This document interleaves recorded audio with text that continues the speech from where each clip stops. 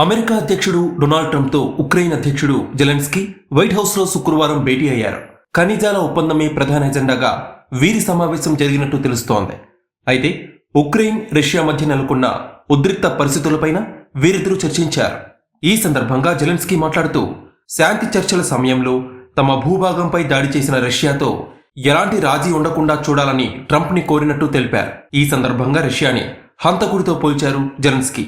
అయితే ఇందుకు ట్రంప్ సమాధానమిస్తూ రష్యాతో సంధి కుదుర్చుకోవడానికి ఉక్రెయిన్ రాజీ పడాల్సిందేనని స్పష్టం చేసినట్టు తెలిసిందే. లక్షలాది మంది ప్రాణాలతో చెలగాటమాడవద్దని ట్రంప్ హితవు పలికారు.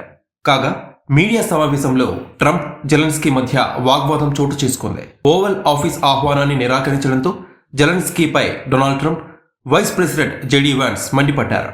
అలా చేస్తే మీ గౌరవం ఏమైనా తగ్గుతుందా అని ధ్వజమెత్తారు. ఇందుకు జెలెన్స్కీ క్షమాపణలు చెప్పాలంటూ ట్రంప్, వాన్స్ డిమాండ్ చేశారు. అంతేకాక మూడో ప్రపంచ యుద్ధమంటూ అనవసర వ్యాఖ్యలు చేస్తున్నారంటూ ట్రంప్ జెలెన్స్కీపై అసహనం వ్యక్తం చేశారు. రష్యా ఉక్రెయిన్ యుద్ధాన్ని ముగించేందుకు తాము చొరవ తీసుకుంటామని, ఉక్రెయిన్లోని అరుదైన ఖనిజాల తవ్వకానికి తమని అనుమతించాలని ట్రంప్ జెలెన్స్కీకి ప్రతిపాదించిన విషయం తెలిసిందే. ఖనిజాలతో పాటు మౌలిక సదుపాయాలు, సహజ వనరులపై తమకు ఆధిపత్యం ఇవ్వాలని అమెరికా కోరుతోంది. మొదట ఇందుకు అంగీకరించిన ఉక్రెయిన్ తాజాగా కొన్ని సవరణలతో ఆమోదించినట్టు సమాచారం. ఈ ఒప్పందంపై సంతకం చేయడం ద్వారా తమకు అమెరికా నుంచి సైనిక సాయం ఆగిపోకుండా చూసుకోవచ్చని ఉక్రెయిన్ భావిస్తోంది. ఈ నేపథ్యంలో జెలెన్స్కీ అమెరికాలో పర్యటిస్తున్నారు. ఉక్రెయిన్ రష్యా యుద్ధం తప్పుడు దిశలో సాగుతోంది. మేం రష్యాతో చర్చలు జరిపాం. ఉక్రెయిన్ రష్యాతో కాల్పుల విరమణ ఒప్పందాన్ని కుదుర్చుకోవాల్సి ఉంటుందని జెలెన్స్కీకి ఈ సందర్భంగా డొనాల్డ్ ట్రంప్ స్పష్టం చేశారు.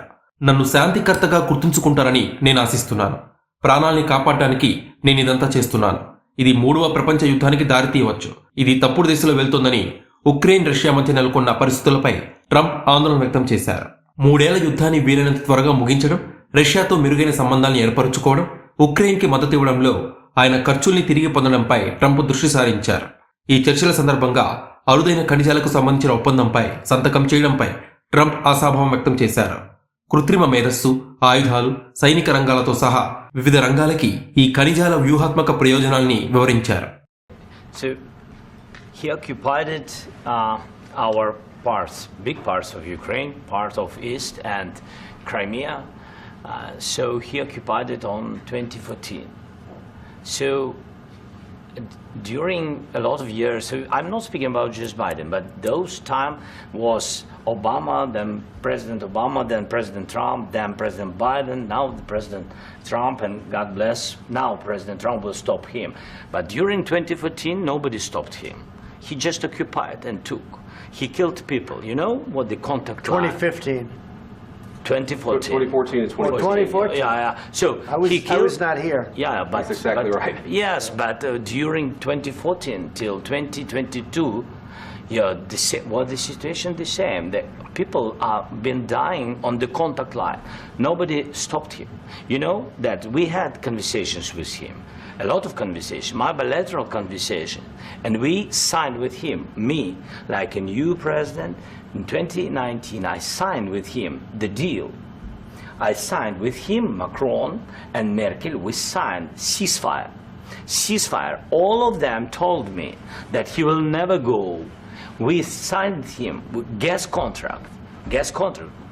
Yes, but after that, he broke this ceasefire. He killed our people and he didn't exchange prisoners. We signed the exchange of prisoners, but he didn't do it. What kind of diplomacy, JD, you are speaking about? What do you mean? I'm talking about the kind of diplomacy that's going to end the destruction of your country. Yes, but if you Mr. President, with respect, I think it's disrespectful for you to come into the Oval Office and try to litigate this in front of the American media. Right now, you guys are going around and forcing conscripts to the front lines because you have manpower problems. You should be thanking the President for trying to bring an end to this conflict. Have you ever been to Ukraine that you say what problems we have? I have been to. Count once. I've actually watched and seen the stories, and I know what happens is you bring them on a propaganda tour, Mr. President. Do you disagree that you've had problems bringing people into your military? And do you think that it's respectful to come to the Oval Office of the United States of America and attack the administration that is trying to prevent the destruction of your country? A lot of questions. Let's start from the